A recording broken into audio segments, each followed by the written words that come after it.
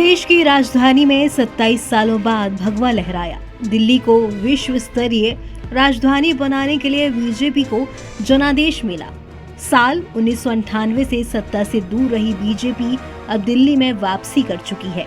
चुनावी रैली में प्रधानमंत्री नरेंद्र मोदी ने कहा था कि दिल्ली के लोग मुझ पर विश्वास करें, दिल्ली को संवारने के लिए मैं खुद समय दूंगा। दिल्ली वालों ने मोदी पर विश्वास करते हुए यहां डबल इंजन की सरकार बना दी।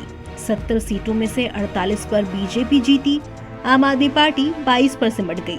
वहीं कांग्रेस का खाता खुला ही नहीं और वो 0 पर सिमट गई। कांग्रेस की करारी हार के बाद पार्टी नेता और संसद में नेता प्रतिपक्ष राहुल गांधी की प्रतिक्रिया आई।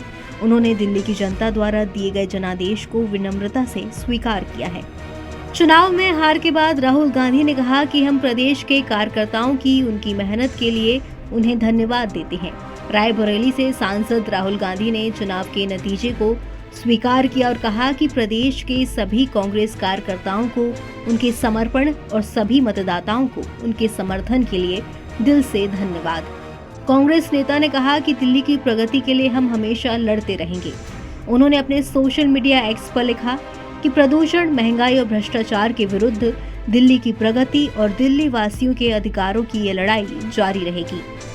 दिल्ली विधानसभा चुनाव के नतीजे आ गए हैं, जिसमें बीजेपी को बहुमत मिला है। वहीं विधानसभा चुनाव में कांग्रेस एक भी सीट नहीं जीत पाई। आपको बता दें कि दिल्ली की विधानसभा चुनाव में बीजेपी ने बहुमत हासिल कर लिया है। वहीं नई दिल्ली सीट से आम आदमी पार्टी संयोजक अरविंद केजरीवाल और जंगपुरा से मनीष सिसोदिया जैसे कई दिग्गज नेता चुनाव हार चुके हैं, जबकि सत्तारूढ़ आम आदमी पार्टी 22 सीटों पर सिमटकर सत्ता गंवा चुकी है। वहीं चुनाव के नतीजों के बाद कांग्रेस की राष्ट्रीय महासचिव प्रियंका गांधी ने आम आदमी पार्टी पर जमकर निशाना साधा। उन्होंने कहा कि दिल्ली के लोगों ने इस बार बदलाव के लिए वोट किया है। आप सरकार की कार्यशैली से दिल्ली वासी तंग आ गए थे। दिल्ली विधानसभा चुनाव के नतीजों को लेकर वायनाड सांसद प्रियंका गांधी ने कहा, मेरा मानना है कि दिल्ली वासियों ने इस बार बदलाव के लिए वोट किया है। जो भी प्रत्याशी जीते हैं मैं उन सभी को बधाई देती हूँ। साथ ही जो प्रत्याशी हारे उन्हें और मेहनत करने की सलाह दी। तो वहीं देश की सबसे पुरानी पार्टी और विपक्ष की भूमिका निभा रही कांग्रेस इस बार भी दिल्ली चुनाव में अपना खाता नहीं खोल पाई। कांग्रेस को लगातार तीसरी बार दिल्ली विधानसभा चुनाव में एक भी सीट हासिल नहीं हुई। कांग्रेस के कई दिग्गज चुनाव हार चुके हैं। बता दें कि दिल्ली की पूर्व मुख्यमंत्री शीला दीक्षित के बेटे संदीप दीक्षित भी अपनी सीट नहीं बचा पाए।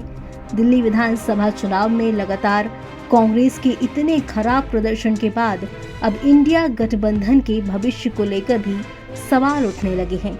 दिल्ली से ठीक पहले हुए हरियाणा विधानसभा चुनाव में भी कांग्रेस को हार का सामना करना पड़ा।